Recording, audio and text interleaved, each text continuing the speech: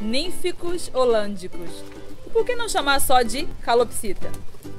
Lama glama. E por que não simplesmente lhama? Capra hircus.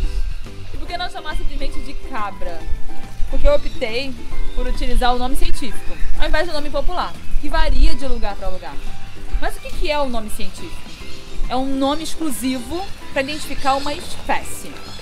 Mas você sabe o que é uma espécie?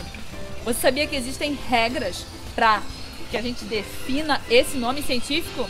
Então fica comigo. Esse é o tema do vídeo de hoje. Espécie, nomenclatura científica. Aqui no canal Mais Ciências. Eu sou a professora Rafaela Lima e você está aqui no curso Organização dos Seres Vivos. Do átomo ao ecossistema. Quando a gente olha uma galinha da Angola, se a gente perguntar para pessoas de diferentes lugares, vai ser muito variado. Um vai falar que é o capote, outro fala que é a faraona, é a pintadinha. Como é que a gente vai se entender usando diferentes nomes? Foi isso em português. Imagina se a gente ainda coloca outras línguas. Não fica muito confuso? Você entende então a importância da gente ter um nome científico, um nome exclusivo para identificar essa espécie? Fica muito claro, correto? Mas quando a gente fala de espécie, do que a gente está falando? Que conceito é esse? Um conceito possível para as espécies, que a gente encontra bastante nos livros didáticos, é que espécie são seres semelhantes entre si, que podem se reproduzir e gerar um descendente fértil. O que significa isso? Um descendente que também pode se reproduzir. Você fala assim, tá, então significa que apenas seres da mesma espécie geram filhos férteis? Acredite, não. É possível que algumas espécies diferentes se reproduzam entre si e gerem descendentes férteis. São chamados híbridos. Dá uma olhada nas lhamas. Olha as diferenças entre elas de coloração. É o fato de elas serem um pouco semelhantes que faz com que eu diga que elas são da mesma espécie? Não. São o fato de elas se reproduzirem entre si e gerarem descendentes férteis. Mas quanto aos nomes científicos, como é que é isso? Se cada um dar o nome da sua forma, vai ficar confuso. Então, no século XVIII, Von Carlo Linné, que a gente chama popularmente aqui de Linneu, ele que iniciou esse trabalho de classificação dos seres vivos e nomenclatura. E ele criou algumas regras de nomenclatura. Existe uma área na biologia chamada taxonomia, que ela se ocupa justamente de organizar esses seres, de classificar de acordo com os grupos e também da nomenclatura. E quais são as regras para a nomenclatura científica? Primeiro, esse nome tem que ser em latim. O latim não é falado mais por ninguém, uma língua morta. Mas a ideia é ter uma língua única, de forma que todos possam se entender. Seja em português, em inglês, em coreano, aquele nome vai estar em latim. E essa nomenclatura a gente chama de nomenclatura binominal. São dois nomes. Então é em latim e são dois nomes. Primeiro nome a gente chama de gênero. E o segundo nome, o epíteto específico. Sempre iniciando com uma letra maiúscula. E lembrando que nos textos eles precisam estar sempre em destaque. Ou em itálico, ou em negrito, ou sublinhado. Dessa forma, cria-se um padrão para nomear os diversos seres. Lembra da lhama? Lama, glama. Então o primeiro nome é o gênero e o segundo nome é o epíteto específico. E no caso de uma subespécie, a nomenclatura é trinominal. Os três nomes. Entendi o conceito de espécie, mas você falou de híbridos, não foi isso? E os híbridos? Toda espécie diferente pode se reproduzir? Pode formar um híbrido? Vamos formar um híbrido de uma borboleta com um elefante alado? Não. Existem muitos fatores envolvidos, questões evolutivas, questões genéticas, mas existem sim espécies mais aparentadas que elas se reproduzem. Isso é algo natural? Pode ser.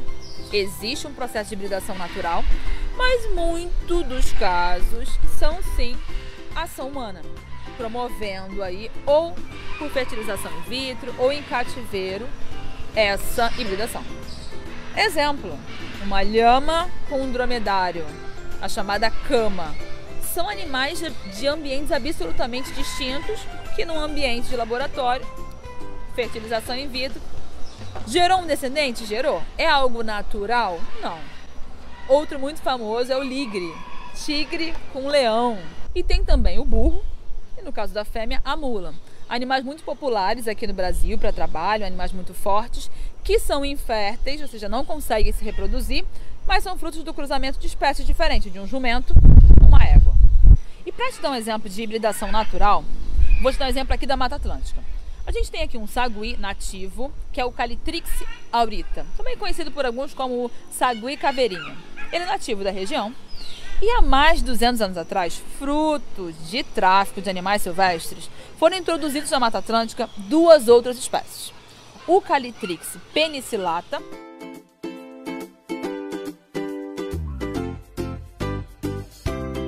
e o Calitrix japus. Eles são parecidos, mas eles são espécies diferentes. Mas por questões de semelhanças genéticas também, eles começaram a se reproduzir entre si, rolando então uma grande hibridação. A quantidade de híbridos dessa espécie exótica é muito grande. O que é uma espécie exótica? Uma espécie invasora. Uma espécie que ela está presente no ambiente, no qual ela não é nativa.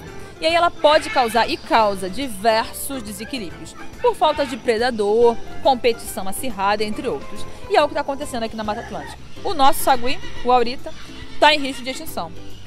Além da questão de competição, perda de habitat, ainda tem a questão da hibridação. Entendeu o conceito de hibridação, que pode ser natural e pode ser artificial? E para fechar nossa aula, tem uma pergunta que sempre surge, que é sobre raça. O meu cachorro é de uma raça, o dela é de outra raça, mas eles são tão diferentes, são da mesma espécie? São da mesma espécie. Dá uma olhada na diversidade dessas galinhas, olha só. Galinha sedosa,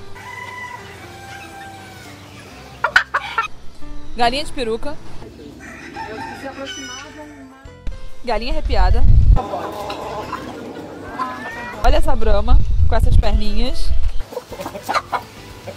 Elas podem se reproduzir entre si e gerar descendentes, apesar das suas diferenças. Elas são da mesma subespécie, galos domésticos, porém tem muitas diferenças. Então, um conceito possível de raça seriam seres que são da mesma espécie, mas que passaram por uma seleção artificial, por interesses diversos, ambientais, culturais. Algumas características de interesse foram preservadas e mantidas em ambientes de reprodução. Então, uma raça, eu vou falar de seres da mesma espécie, que tem características morfológicas ou fisiológicas diferentes e que podem passar essas características para os seus descendentes. Entendido então? Entendeu espécie, entendeu nomenclatura? Podemos fechar então a nossa aula de hoje. Ficamos por aqui, mas não sai daí. Próxima aula, população e comunidade. Até a próxima. Tchauzinho.